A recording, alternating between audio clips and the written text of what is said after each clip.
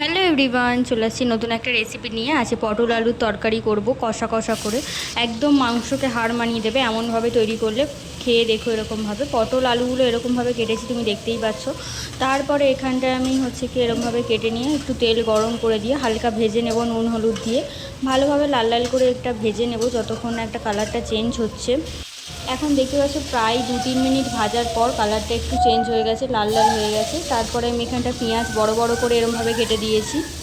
এমন করে কিছুটা পেঁয়াজ বড় বড় করে কেটে দেবেন। তারপরে এখানে পেঁয়াজ একটু ঘষেও নেবেন আর টমেটো ঘষে নেবেন, নিয়ে ভালোভাবে এটাকে ভেজে নেব যতক্ষণ না এর কাঁচা গন্ধটা চলে যাচ্ছে। কাঁচা গন্ধটা বেরোলে ভালো লাগবে না, সেই জন্য এর হালি গন্ধটা চলে গেলে তারপর এখানটা আমি সামান্য পরিমাণ আদা রসুনের পেস্ট ইউজ করব। বেশি আদা রসুনের পেস্ট এখানে আমি ইউজ করব না, কম আদা রসুনের পেস্ট ইউজ করব, সামান্য পরিমাণ একদম। দেখতেই পাচ্ছ এখানটা অল্প আদা রসুনের পেস্ট নিয়ে নিয়েছি। তোমরা যেমন সবজিটা থাকবে তেমন অনুযায়ী দিও। যদি একটু রিচ খেতে বেশি পছন্দ করো তো সেরকম অনুযায়ী সব কিছু দেবে। তারপর পরিমাণ মতো একটু নুন দিয়ে দিয়েছি, তারপর জিরে গুঁড়ো, একটু ধনে গুঁড়ো দেবো।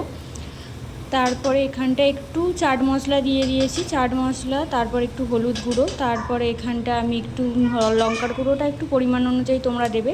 তারপর এখানটায় টেস্টিং পাউডার আর একটু সামান্য পরিমাণ চিনি দিয়ে ভালোভাবে এটা নাড়িয়ে চাড়িয়ে নেবো। নাড়িয়ে চাড়িয়ে নিয়ে তারপর হালকা জল দিয়ে এটা কষিয়ে নেবো।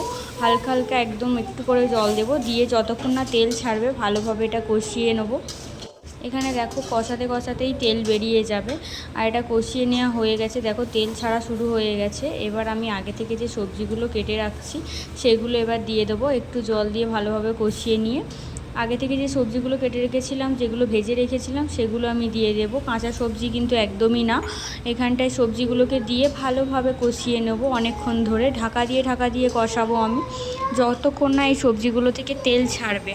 আমি ঢাকা দিয়ে দিয়েছি কিছুক্ষণ। তারপরে দেখতে পাচ্ছ যে এখান থেকে তেল ছেড়ে দিয়েছে। এরপর আমি পরিমাণ অনুযায়ী জল দিয়ে দেবো। দেখতেই পাচ্ছ কষানো হয়ে গেছে একদমই। তারপর পরিমাণ অনুযায়ী আমি একটু জল দিয়ে দেবো, যতটা তোমরা খাবে ততটাই জল দিও। আলুটা সিদ্ধ হওয়ার ব্যাপার আছে, তাই একটু বেশি জলটা দিয়ে দিয়েছি।